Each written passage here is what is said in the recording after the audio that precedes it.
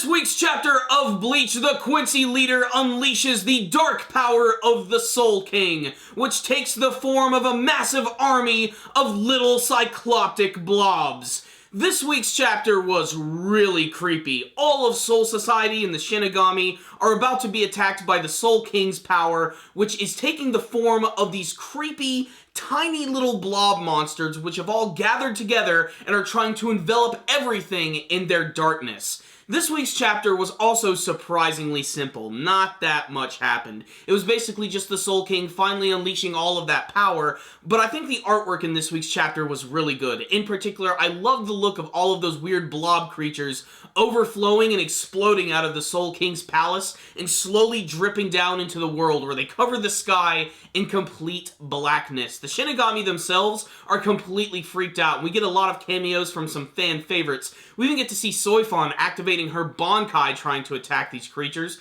There's a small scene with Byakuya who is using his Senbon Sakura, but the real part about this chapter that I think is exciting is how it ends, because we get another cameo from Sosuke Aizen, who claims he knows how to defeat these things, and they should just use the Reiatsu and take them all out in one single hit.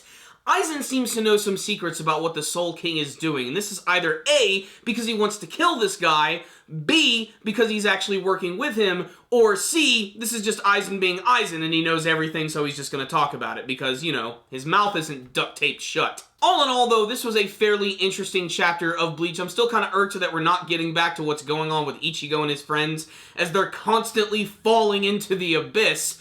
But it was kind of cool to see some of the other characters this week, and that last final panel with Aizen was very chilling. I'm just really interested to see what's going to happen to the Quincy leader after all of this power has left him, because when you actually see him this week, he looks like almost like he's like struggling, like he's in pain, with all these weird things that are just bubbling off of his body, which they look really creepy. I mean, they're these little, like, weird miniature guys with big, like, weird, nasty eyes. They kind of remind me of Father from Full Metal Alchemist, like in a much smaller form, except that there's just a massive army of them, and they're all blobby, and they can all assimilate together. It makes for some very disturbing-looking panels. I'm just really interested to see where this is going, but that's pretty much the only thing that's going on in this week's chapter. So what's the rundown on this week's chapter of Bleach? Just more world building and world destruction all at the same time. You know, it seems like every single week there's a brand new cataclysm which is, you know, striking the Bleach universe. And this week, it's this big army of nasty Cyclop creatures which are just enveloping everything like a freaking symbiote from Spider-Man. I think the strongest element of this week's chapter is definitely the artwork, but it was another one of those Bleach chapters where I feel like I read it in like 10 seconds. Like, that was it. It was done. And it was kind of cool to get some cameos from characters that we haven't seen in a while, but just not that much happened this week. Simple as that. Despite that, it was an entertaining chapter. Things are still moving forward. It's just another freaking problem for Soul Society that they're going to have to deal with. And reluctantly, they're probably going to have to start working with Aizen, who seems to have the answer to pretty much everything that's going on in this arc. And that makes sense. He is Aizen. He's been planning this whole time.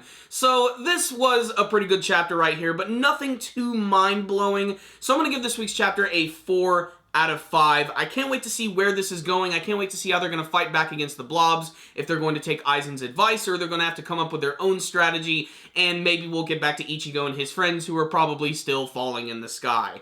I'm not really sure. It seems like everything that's going on in this final arc is running on planet Namek time, where Namek is about to blow up in about 5 minutes, but it's going by real slowly. So we're just going to have to wait and see what's going to happen, and there is still the creepy element of the fact that the Soul King has actually turned the power of God against the Shinigami, because it's not even going to hurt the Quincy anymore. Those like weird little blob creatures aren't going to hurt him or his goons or anything. They immediately run past them and go right for Soul Society and all the other Shinigami. So it's really destructive and underhanded, and it was still a fairly exciting chapter. So check it out, fans of Bleach. Whether you watched the anime version or you've been following the manga version, you gotta check out this week's chapter. It's pretty exciting. Thank you guys for watching my review. If you liked this video, please give it a thumbs up and like the video, and make sure to tell me what you thought about this week's chapter of Bleach. How do you think Soul Society is going to deal with all of these creepy, weird, blobby, cycloptic monsters? And what characters do you want to see in the final arc of Bleach? And what's up with Ichigo and his friends? Why are they still falling? Why aren't they following up on them? What do you think is going to happen to them and Ishida?